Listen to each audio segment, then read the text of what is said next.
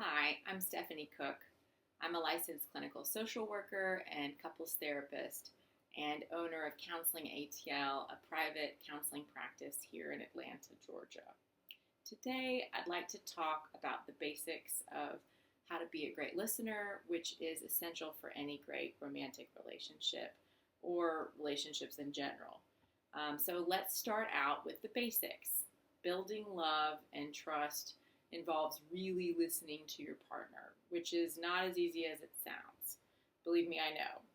You have to ask the right questions, you have to empathize with what they're feeling, and you have to make them feel understood. These are all skills that can quickly and dramatically increase intimacy in any relationship. And besides, how many of us really truly feel listened to every day? I think this is one of the main reasons why therapy is so helpful. It's not that I'm performing any magic. A big part of what I provide to my clients is uninterrupted, empathetic listening with an attempt to understand what they're thinking and feeling. And, feeling really listened to and understood can be magical and can just make us feel warm and connected to another person. So, to help you learn how to do this, I recommend that you periodically do what I call taking your partner's emotional pulse. So you'll ask them, among other things, how are you doing, baby? You're not just doing this out of politeness, you're doing it because you really want to know and you really want to invest in your relationship. And, you're probably wondering how often is periodically. Well, I recommend scheduling these times at first to get in the habit of it, and then soon it comes naturally once you get into the habit of it, like anything else. So I would recommend trying it out once a day to start, maybe in the morning before you go off to work, or when each of you get back home and you've started to just talk about your day. So first, prep yourself. Shift the focus away from yourself. Postpone your own agenda for a while. And remember, it's not about being interesting, it's about being interested genuinely in the other person. Tune into your partner's world. Hear their pain, even if you don't agree with the details.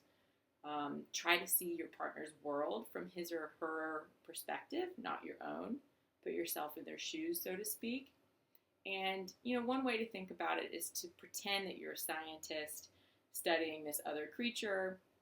And so everything you're doing is completely about this other creature and nothing to do with you. You're trying to be as objective and as caring as possible, without intervening. You're just watching, just asking questions and gathering information. And then secondly, you're going to need to attune.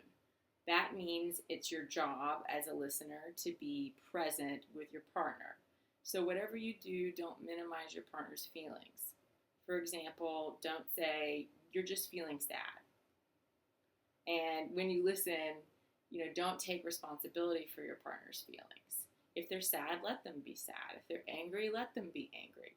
Don't just try to make your partner feel better. And don't just try to cheer them up. Just tune in to how your partner's feeling. Nod your head, make eye contact, show them again that you're interested in what they're saying and that you're just listening. You're not trying to change anything. So remember, your goal is just to understand. What you want to do is ask questions and really listen to their answers. Follow up on the answers you get. So if they answer a question, ask another open-ended question. And an open-ended question is something that can't be answered yes or no. These open the heart. So for example, how did it go? Rather than, are you just mad at your boss? Which of course is a yes or no question. Avoid judgment. Don't side with whoever they're talking about. Don't, add any type of value or judgment to what they're saying. Avoid giving advice, especially until you fully understand or it's been asked for. You really want to avoid giving advice. I can't emphasize that one enough. And you may want to make exploratory statements that help you understand. Like, tell me about what happened.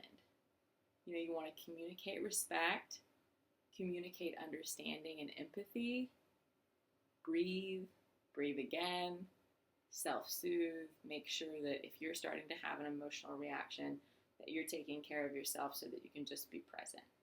Don't be critical, don't judge, don't be defensive. Don't engage in put downs or superiority complexes.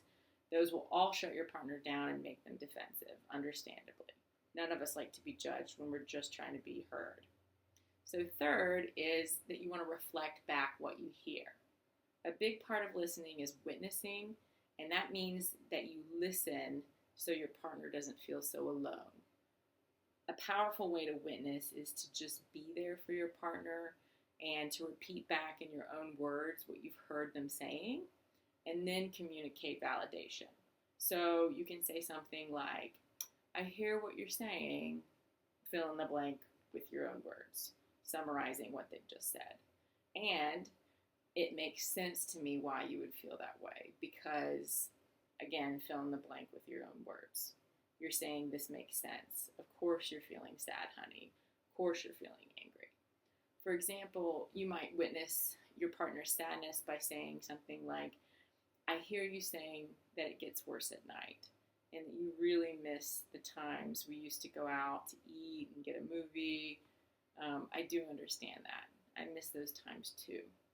But don't offer a suggestion. Don't jump into problem solving or advice giving. For example, you may start to recognize and validate your partner's anger, also by saying, I hear you saying that my mother can be hostile and mean. I've seen her be that way a few times too. I totally understand why she made you mad last week. She's gone on my nerves so many times in the past too. See how validating that can feel? And finally, just remember that no one's perfect at this, including me, including you. We all forget to listen sometimes, even to the people who matter the most to us, especially if we're stressed or we're not taking care of ourselves. The more you try to be a good listener for your partner, the more likely that they are to be there for you too.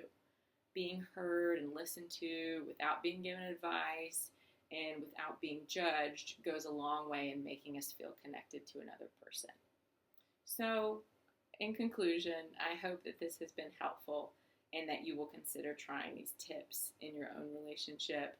And remember that if you're struggling to do this and need more help, or if you have problems in your relationship that go beyond just listening skills, remember that counseling and loved ones are always out there and available to talk. So seek professional help if you really need it.